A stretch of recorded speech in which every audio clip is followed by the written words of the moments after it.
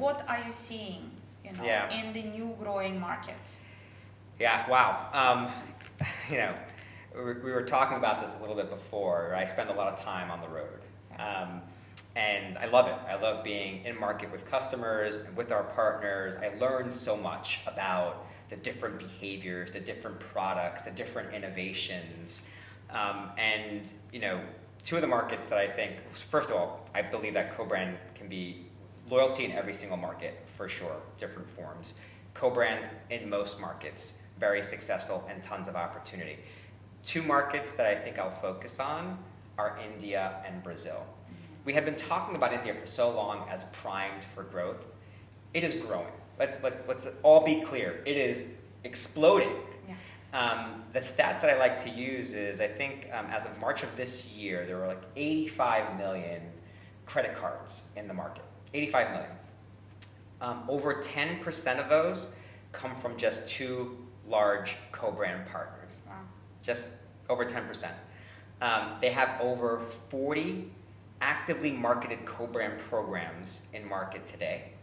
And some of their top issuers are seeing over 30% of their acquisitions come from co-brand. And the interest continues. Continues. The number of opportunities that we see and that we're working on with our partners, quite a few. Do you think it's the digital KYC that was one of the fundamental stones that lifted this whole market?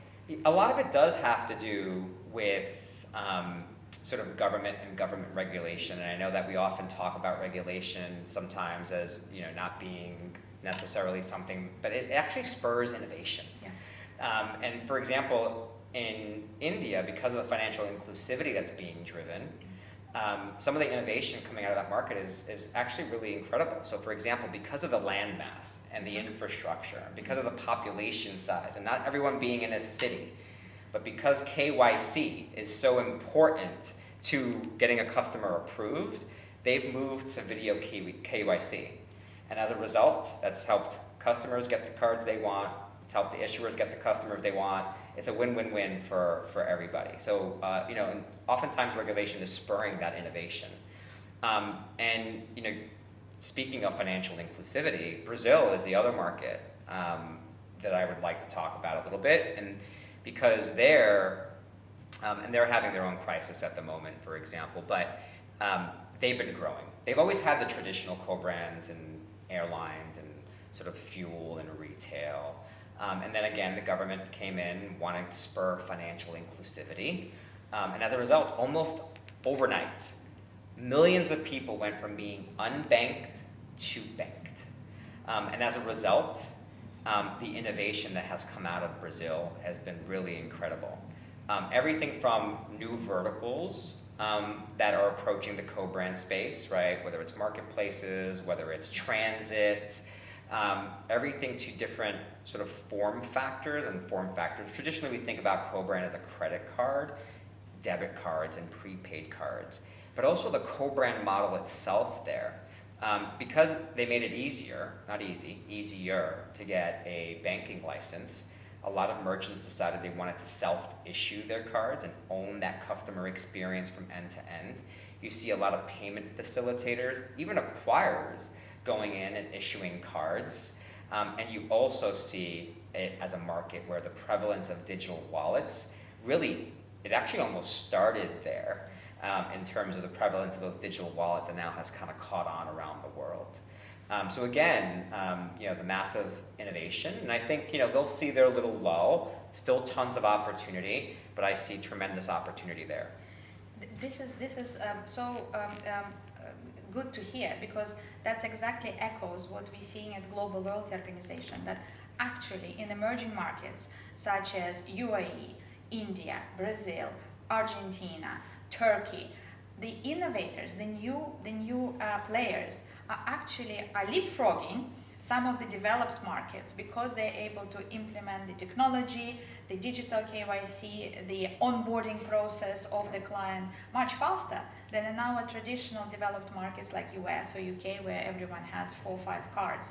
And that's why, actually at GLO, we are trying to include all of these new players into our network to see what's happening, who is the leader, who is providing the most advanced and innovative solution. Looking into 2024, what opportunities and challenges you see at Visa? Yeah.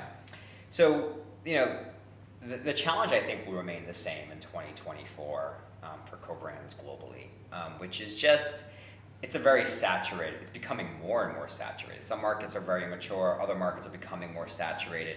And so how do you differentiate yourself will continue to be, I think, the biggest challenge and opportunity, because differentiation leads to innovation, which we've been talking about.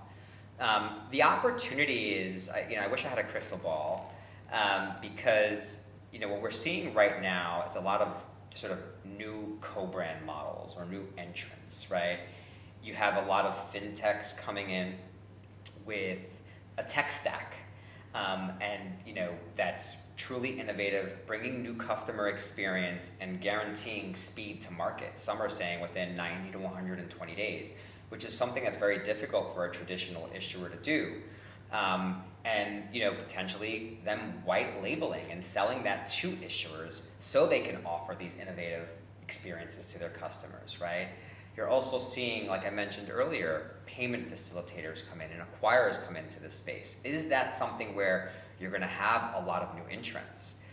Then you also have program managers and BIN sponsors, right? So the traditional way of co-branding has changed. How that will continue to evolve going forward, I wish I knew. But I do think we're just going to continue to see new models, new players, and as a result, new innovation experiences and value props coming out of it. That probably pushes Visa quite a lot to look inside on how you can differentiate yourself, how you compete in this quite vibrant sector and environment. So if we had to ask you, what is the DNA, what is the differentiating part of the Visa's proposition? What do you provide clients to deepen relationship, to offer better reach? What will be your answer? Yeah, and you're right, by the way. We are constantly pushing ourselves to do more, to do different, to evolve, to be both traditional yet cutting edge, right? And that's an interesting place to be. What I would say is, we work with our partners not just on growing their co-brand business, but also their core business. And the way that we truly differentiate ourselves is really our partnership approach and how we leverage our assets and our products and our services. And typically when I go in and work with any partner, I'll say there's 6 things that differentiate us. Number 1, I'll talk a little bit about sort of our experience, right? I mentioned earlier, we launched the first card in 1977.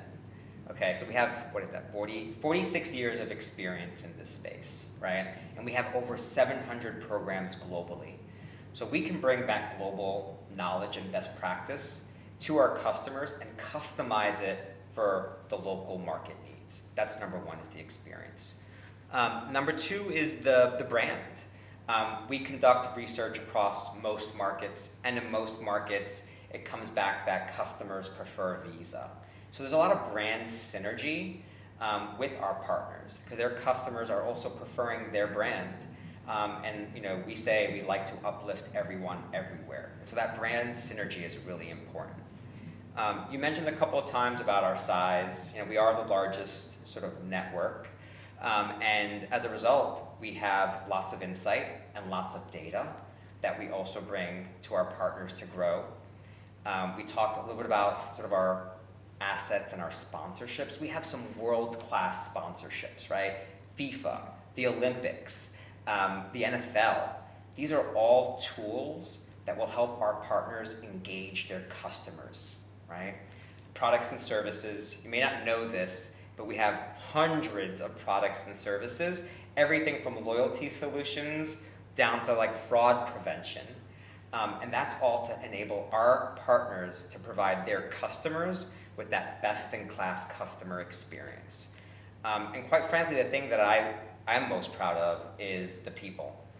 It's not just the knowledge and the skill set that we bring, It is our collaboration. It is our customer mindset, right? We're very customer focused. Like I mentioned earlier, we have a team across all regions, across 50 countries on the ground, focused on co-brand only. And I think it's our people that will really help to differentiate us. And I'll just give you 3 quick examples, right? The first, with a US large retail partner, we found that their co-brand cardholders spend more than 2 times and go to the store more frequently than their non-co-brand cardholders. I am not suggesting that that's all because of Visa and our differentiators. However, they have leveraged a lot of our assets, the Tokyo Olympics and other assets, to help engage their customers, and we're seeing that additional spend and engagement as a result. Beyond sponsorships, we talk about loyalty products and services. We had a leading global lodging company who had acquired a new brand, and they really wanted to drive spend to that brand. So they worked with us to curate an offer, and then with our Visa loyalty platform solution, we were able to track the offer, monitor the transactions, and fulfill against qualifying spend, and we saw a tremendous ROI on that program. And then lastly, with the data, we worked with a large Thai merchant group that we're just trying to understand, like, what else should they be selling in store, and trying to understand what the spend behaviors of their customers were around their stores. And so we were able to use our benchmarking data with their own data to say, here's where your customers are spending around the store, and that helped to drive how they were thinking about their own merchandising strategy in store. So there's a lot that we can do with our partners, and that's just a few examples of some of the things that we are looking forward to partnering with on. As a part of the GLO tradition, okay. We would love to learn more about our members and companies and personalities. Now it's time for 3 fun questions. Okay, I'm ready. With your experience in the sector, yes. If you could look back at the young Luigi, just starting in the payments and customer experience and finance sector, if you could give one advice to the younger self about the sector, what it would be? About the payment sector, what I would say is, I'm going to be honest, I'm not the most technologically savvy, which is interesting given the field that I'm in, but I'm a slow adopter. And typically it's my partner who's getting me the latest devices and gadgets. What I would say is be more nimble, be more ready to embrace change and embrace it faster. I get there in the end, but it takes me a little bit of time. And in the payments sector, change, evolution, the pace of change is so fast, we just need to constantly adapt and adopt. That's true. The sector is one of the biggest, fastest innovators around. If we look at your wallet, yes.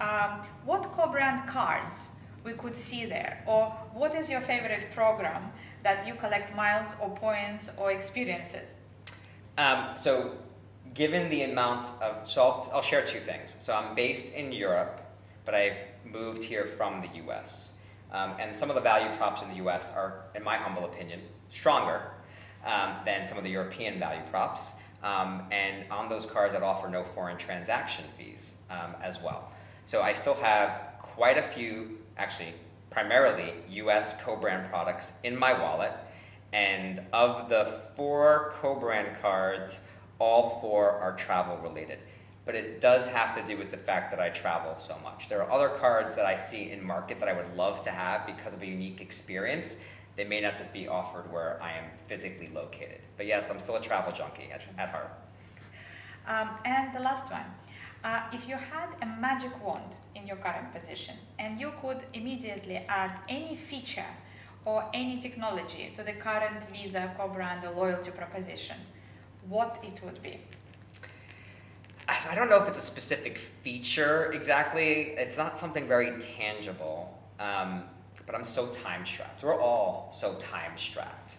And yes, right, a lot of co-brand cards try to offer things like a concierge or a priority boarding or a priority check-in, right? Those are nice, they help save time. But I really would love to find something that can help me save time and help me multitask in a more efficient manner. Almost like a TaskRabbit. I'm not sure if you're familiar with a TaskRabbit. Like a TaskRabbit for co-brands. I don't know that the personal concierge has gone far enough to really truly save me time. Like someone could read my mind and tell me what I want before I want it. You are a prolific traveler. Yes. With your team spread globally from US to Australia. If you had 1 million miles or points in your loyalty account or wallet, how would you spend it? Okay, so I'm going to be honest. I have 1 million miles on my airline programs, and I also have 1 million points on my lodging programs. And to be honest, how I spend it is on my family. So I mentioned earlier that my parents moved from Italy to the US, and they did it primarily to provide me and my brother with a better life. Now they're retired, and I want to help them they're not big travelers. I'm trying to get them to travel more, but when I can, I help them travel, and I use my points for that. Dear Luigi, thank you so much for sharing your insights and opinions. We would love to have you again at GLO and look forward for Visa participating in our community. And also we're welcoming you to the advisory board of Global Loyalty Organization. Anastasia, thank you so much for the opportunity. Very much look forward to working with you, and I look forward to all that we can do together in furthering loyalty. I'm passionate about loyalty and in furthering co-brands. Thank you.